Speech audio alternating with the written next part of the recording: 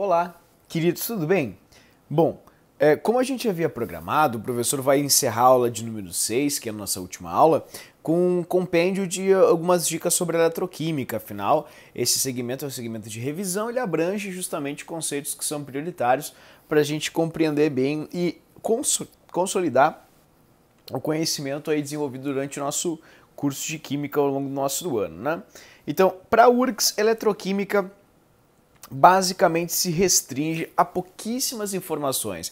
Isso é uma coisa muito boa, né? A URGS sempre trabalha de maneira bastante simples a eletro e isso torna o conteúdo bastante, digamos assim, rápido para revisar. O único ônus, o único problema do conteúdo de eletroquímica na URGS é que cai muito pouco. A gente tem uma questão só e vai ser a última, então quando você estiver fazendo eletro, você está na última questão, ok? Então vamos lá devagarinho, vamos montar aqui a eletro, como vocês estão vendo, o professor fez aqui um quadrinho bem bonitinho para que vocês organizem as ideias. Então comecemos assim. A eletroquímica é dividida em dois grandes momentos, em pilhas e eletrólise. A URGS só cobra pilhas, então enfatizemos justamente a parte de pilhas, né?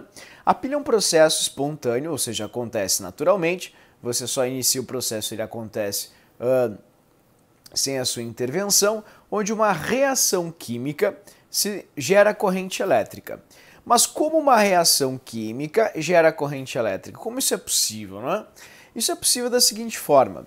Quando a gente aproxima dois componentes, um componente doa elétrons para outro componente, promovendo assim uma reação de oxirredução. Você pode ver que o zinco, ao doar os elétrons para o cobre, se transformou em zinco mais 2, e o cobre que tinha falta de 2 elétrons acabou virando cobre zero, não tem mais falta de elétrons. Bom, analisando essas semi-reações de forma pontual, a gente percebe que o zinco passou de 0 para mais 2.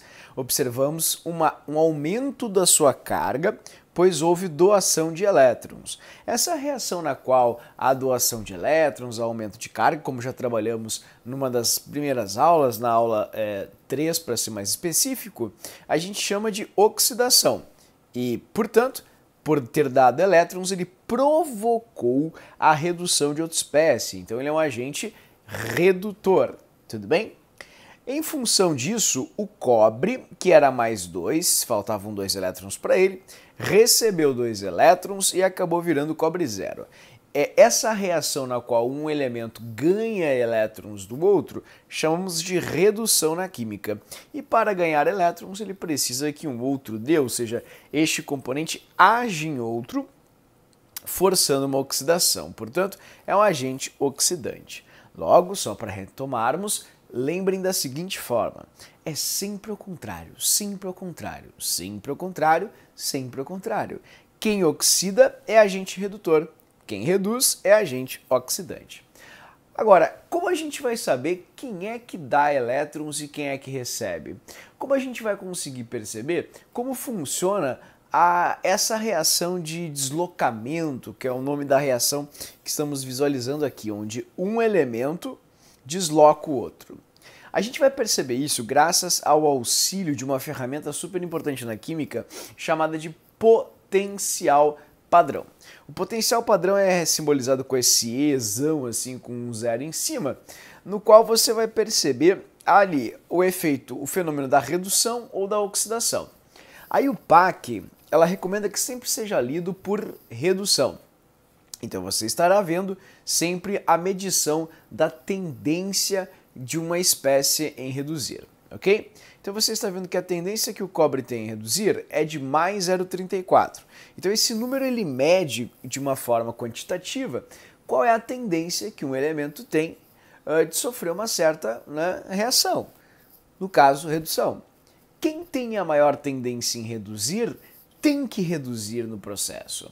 Quem tem a menor tendência em reduzir, como você pode ver aqui, o zinco, que tem menos 0,76, tem que oxidar, ou seja, não pode reduzir, só pode fazer a reação oposta.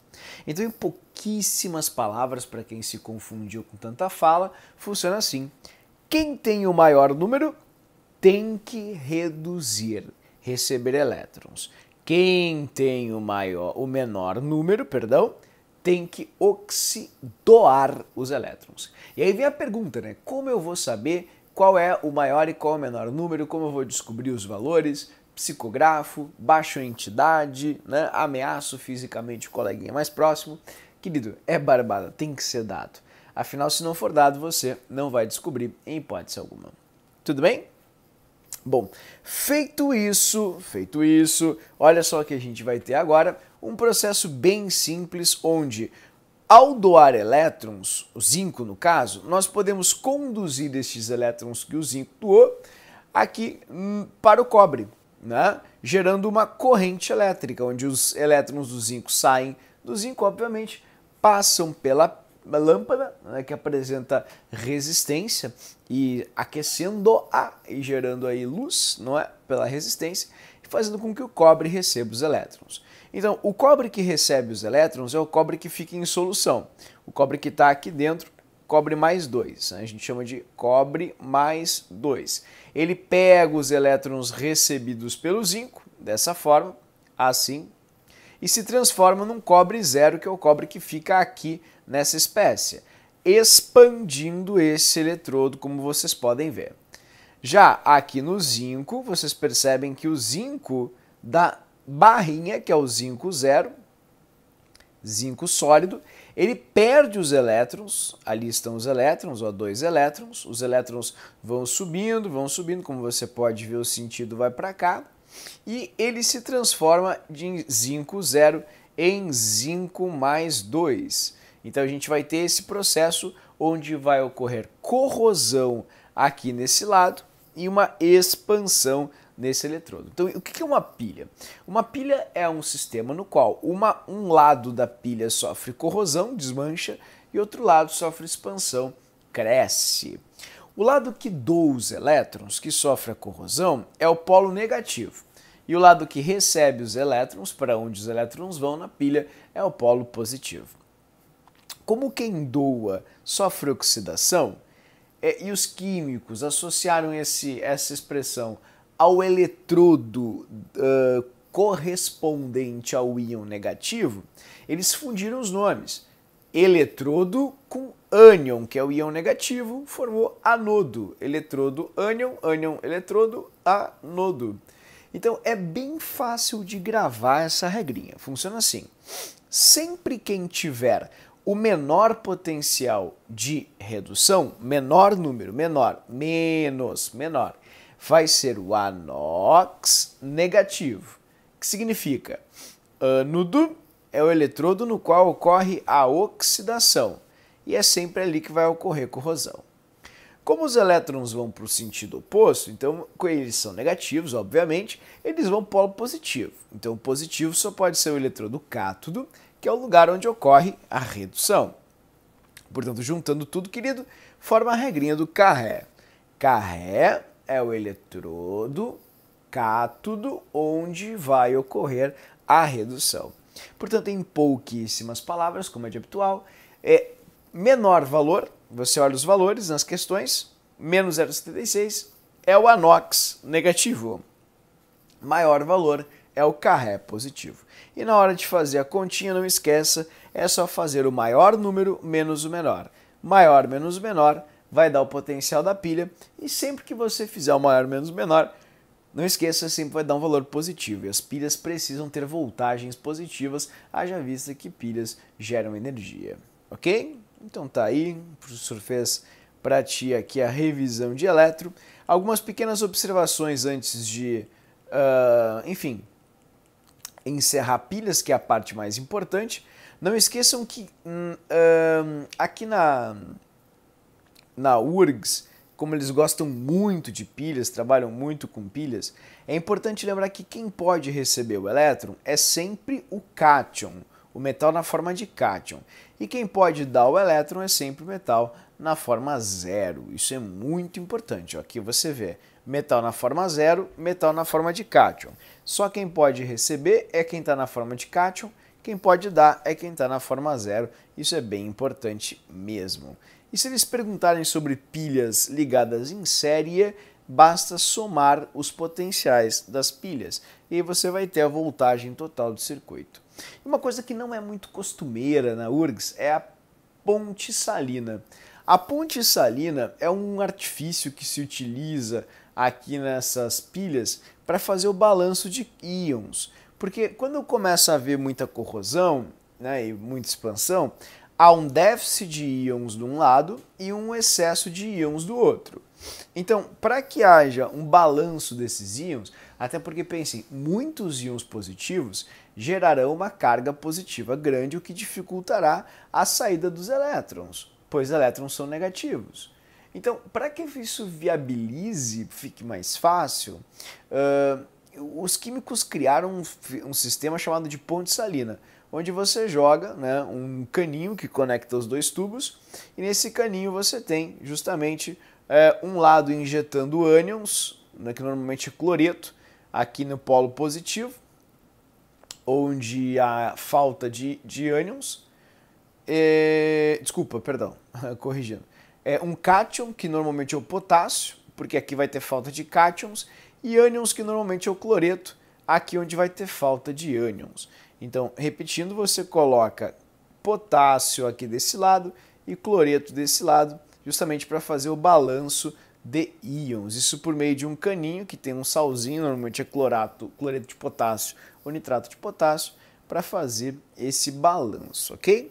Por que isso? Repito, porque aqui você vai ficar muito carente em cátions e aqui você vai ficar muito rico em cátions. Então, muitos cátions nesse lado dificultará a saída dos elétrons.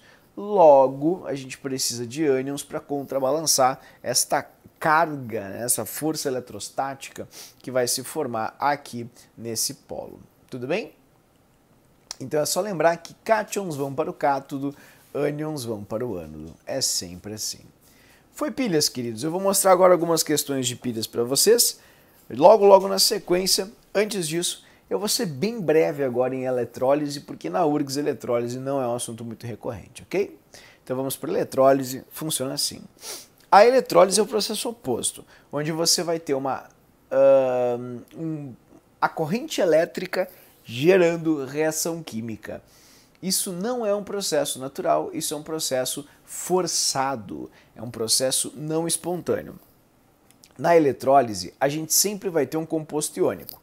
Este composto iônico ele pode se separar em íons por fusão, chamamos de eletrólise ígnea, ou por dissolução aquosa, chamamos de eletrólise aquosa. Quando você tem eletrólise ígnea é muito fácil, é só lembrar que o cátion, que é o primeiro elemento, sempre vai para o cátodo sofrer redução, só isso. E para tal, esse polo só pode ser o polo negativo, então é o oposto da pilha, não é? É o contrário de uma pilha. Porque na pilha o cátodo era no polo positivo e agora na eletrólise ele fica no polo negativo. Afinal, os cátions sofrem redução e só se sofre redução no eletrodo cátodo. Ok? Então, cátions vão para o cátodo sofrer redução. E ânions vão, olha o ânion ali, tá vendo? Para o ânodo sofrer oxidação. Então, é bem fácil mesmo. Você sempre vai ter um sistema muito parecido com este, onde você vai ter um polo negativo e um polo positivo já descritos. E você só precisa lembrar, se você tiver, por exemplo, Na mais e Cl menos, é só lembrar que cátions vão para o cátodo sofrer redução e ânions vão para o ânodo sofrer oxidação. Então os ânions precisam, como você está vendo aqui, ó, oxidar elétrons, e ao oxidar eles vão se transformar nas suas formas elementares. Por exemplo, cloro vai virar gás cloro, que é cloreto no caso, perdão, vira gás cloro, que é a forma elementar do cloro, tá? E se for um cátion, ó, observe um cátion aqui, ele recebe os elétrons e se transforma também na sua forma elementar, ok? Então se alguém tiver mais dúvidas, você pode revisar a aula completa de eletrólise. Está gravado aí no canal, é só procurar, está no livro de número 2, é a última aula do livro 2. Bom, o único problema, pessoal, na eletrólise aquosa, é que não cai, a URGS assim, ó, reluta muito para cobrar eletrólise, né? É uma questão bem rara, diga-se de passagem. O único problema... O único problema é que quando tem eletrólise aquosa, você sempre vai ter uma competição entre o hidrogênio, como você está vendo aqui, e o cátion do íon, do sal, né? E o OH, que é um íon da água, com o ânion do sal também. Então, essa competição entre cátions e ânions, isso vai gerar um grande problema, porque você sempre vai ter que lembrar, quem é que vai ganhar? É hidrogênio ou é o cátion? Quem é que vai ganhar? É o OH- ou o A-? Porque eles vão disputar pelos polos, entretanto, mesmo havendo dois íons de cada natureza, tipo dois positivos e dois negativos, apenas um deles pode sofrer a reação de redução e um pode sofrer a reação de oxidação. Então existe uma regrinha que é H+ reduz quando houver AL. É a regrinha do AL. H+ reduz quando houver AL. Alcalino, alcalino terroso ou alumínio. E o OH- não oxida quando houver AL. Halogênios, à exceção do fluoreto. Existem outros, mas como não é uma questão muito frequente, seria legal que você lembrasse do AL. Repetindo, H+ reduz quando houver AL e o OH- não oxida quando houver AL. AL de halogênios. Ok? Bom, então vamos lá. Por exemplo, vamos fazer aqui uma reação bem simples. Vamos jogar NaCl em água. Então você vai ter Na+ e H+ competindo pelo carré, cátodo onde ocorre redução, e Cl- e OH- competindo pelo anox, ânodo onde ocorre a oxidação. Se o NaCl ficasse puro e fosse colocado numa eletrólise ígnea, obteríamos o cátion reduzido e o ânion oxidado. Se a água estivesse pura e colocássemos ela para sofrer eletrólise, obteríamos o cátion reduzido e o ânion oxidado, como você pode ver, né? OH-, que é o O-2, passou para O0, sofreu oxidação. Tá, então quem é que vai ganhar aqui, né? Vamos lá. H+ reduz quando houver AL. Na+ e H+. Vai dar H+. Ele vai reduzir agora com AL. OH- não oxida se houver AL. Como o cloreto é AL, o OH- não vai oxidar. Portanto, quem oxidará vai ser o cloreto. Então, nessa reação, você vai ter a formação de quê?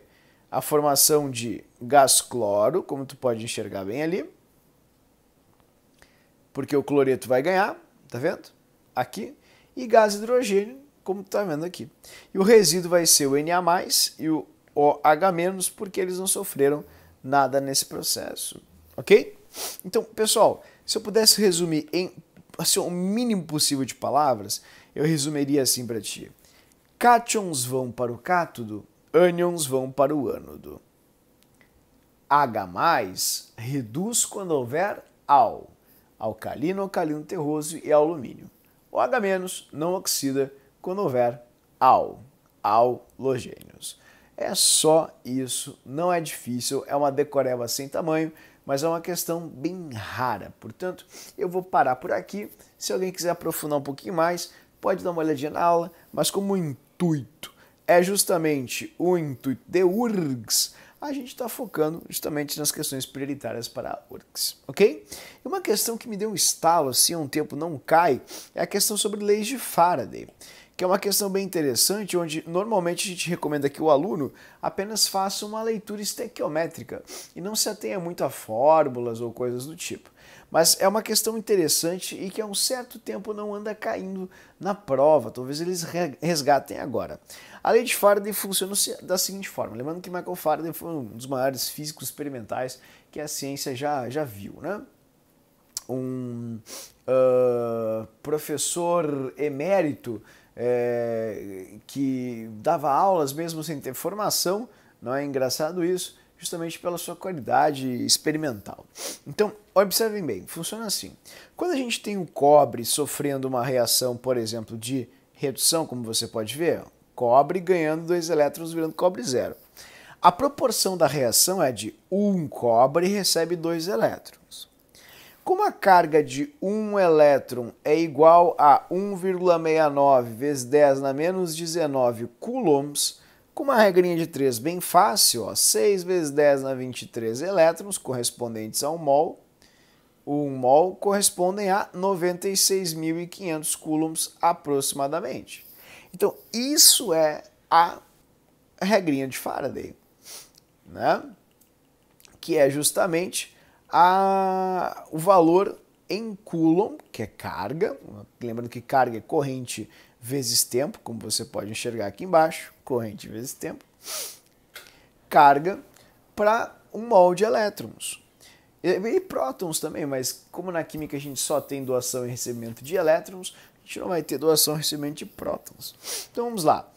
1 mol, então, de cobre, portanto, se 1 cobre está para 2 elétrons, ou seja, se 1 cobre recebe 2 elétrons, então 1 mol de cobre receberá 2 mols de elétrons, porque é uma proporção. Se uma xícara de arroz está para 2 de água, um balde de arroz estará para 2 baldes de água, uma obviedade, não é? Então, 1 mol de cobre teria 64 gramas, e isso teria, para haver redução, um recebimento de 2 mols de elétrons, correspondentes a 2 vezes 600 sextilhões de elétrons, né? O que daria 1,2 heptilhão de elétrons, uma quantidade pequenininha.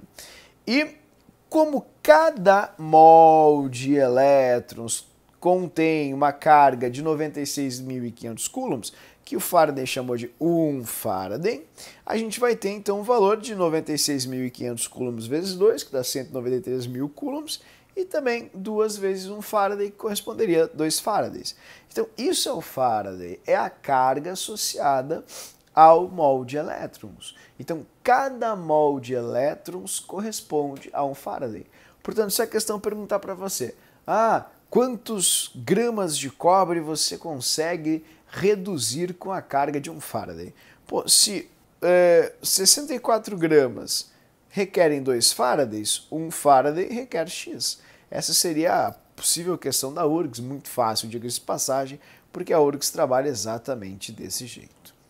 Certo? Lembrando algumas observações importantes aqui, tá, queridos, que é o seguinte.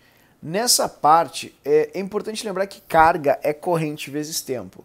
Então, se eles perguntarem para você, e com 1 Faraday, qual é, e uma corrente de 1 ampere, quanto tempo você vai conseguir, sei lá, ligar um radinho que tem uma pilha de cobre?